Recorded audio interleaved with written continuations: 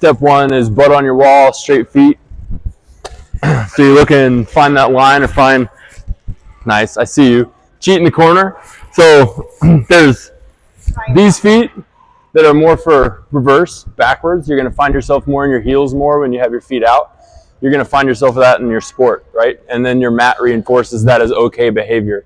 Where you get in trouble is when you take that to the concrete, and that concrete beats back on the joints. So being aware that everything I teach is based off of a straight foot foundation. Feet are under the hips, hips are under the shoulders. And then I always start shoulder work with the butt pressed into the wall. Because if I can get you to push your butt into the wall, then I know I've got your lower trunk and everything above that point. Expand and elevate with a deep breath, thumbs at the base of the rib cage, pinkies on top of the hip bones. Open the shoulders as wide as you can and take the chest forward. Don't lock out the knee. So you'll find people that want to lock the knee out for stability, have a little softness. You might also want to come out away from the wall a bit. So the further you can get your butt back, the more you can get out of the heels, and the more you push your chest forward, the more you're going to feel that deep spine engage. When you feel that deep spine engage, open the shoulders and then show me the palms with the pinkies still there. 3 breaths, big expansive breaths, going to open the rib cage. Exhale, drive the hands forward. Boom. About here, we're going to go thumbs out, palms up, and take those out to the side. Very nice, very nice.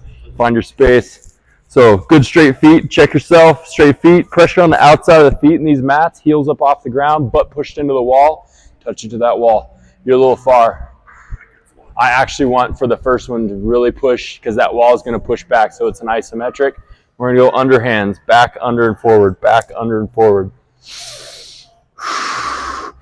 Back, under, and forward. The socket at the base of that shoulder is what you're going after. A lot of what your sport requires is here. You're grabbing, you're always engaged, so you're going to be here. So we're kind of going the opposite direction where you don't find yourself often.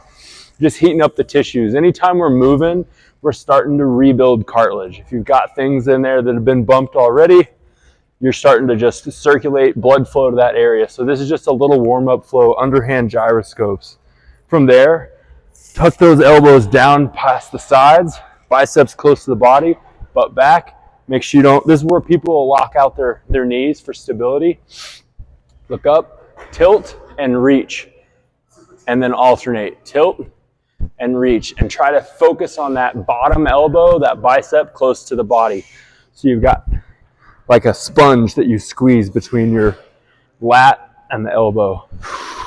And on that bottom side, you're just slight turn. That chest will slightly turn towards whatever foot is towards that side, and your head will sit on top of that.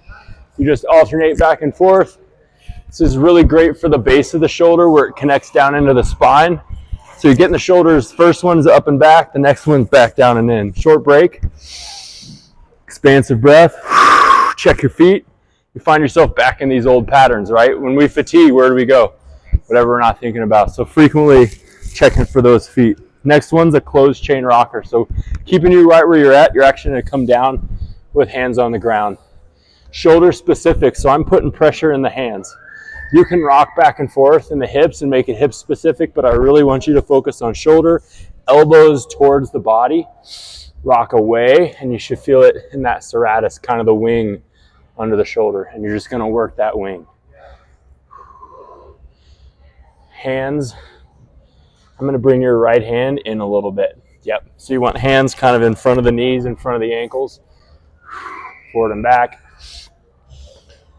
This is a closed chain rocker, meaning my hands are closed chain. The first two were open, the hands weren't touching anything. It was all free motion. So now you're locking things in. From there, it's a derivative of a crawl. We're going to take 3 crawling strides forward. So just crawl 3 strides, 1, 2, 3, and then go backwards 3 strides. If you find yourself hitting the wall, take 4 on the way forward and 3 on the way back, and then stick with that 3. You're just trying to keep pressure in the hands, the shoulders. Try to use the outside of the hand equally with the rest of that hand. You'll find yourself when you get too wide, you'll dump to the insides and the elbows will flare. When you keep everything tight, it's easier to keep the elbows towards the body. The head, the chest, everything rotates back and forth. Find a stop. Back into the shoulder rockers. Eyes up. You're gonna rock out, replace the elbows with where your hands were. Boom, rock back and forth. Feel a little deeper into the shoulder, kind of down the lateral line. Eyes up, gaze high. Eyes always on the horizon. When you pack back, you're gonna reach one hand up. Oh, and then switch. This is a gorilla reach. It's really gonna force that one shoulder that's down to stabilize. Don't push into any pains. If you got compressions in the thoracic spine or you feel like there's an area in your shoulder that doesn't want to do it, it's about that motion. Really, I'm specifically targeting these tissues because of where they are. It's really hard to cheat at this one, right? It forces you to hit that. Where do you feel it? Under here, down your lateral line, deep into the spine still. Take a big breath when you feel that in the deep spine. And then maintain that new space when you exhale. Good. Boom, back. Good.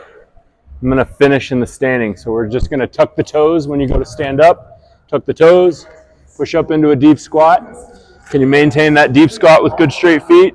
And then come up. Standing decompression, I'm gonna go through a full shoulder. This can be done at any time. You don't always have to have a mat. So thumbs, base of the rib cage, pinkies, top of the pelvis, right where we started. We already did these, right? The next progression is gonna be to trace up, feet. Yeah.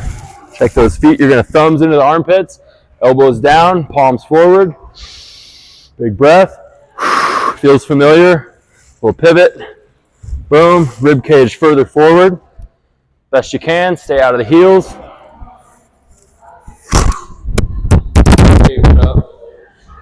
Let's see what that sounds like. Last one. Reaches up. Alternates just like we did. And sink it in. Thumbs behind the ears. Elbow packs. Boom. That's the full shoulder. So 5-6 minutes, and then you should be, that whole spine, that upper spine, it gets compressed throughout these movements. I've been trying to pay attention when y'all are teaching my boys and see like some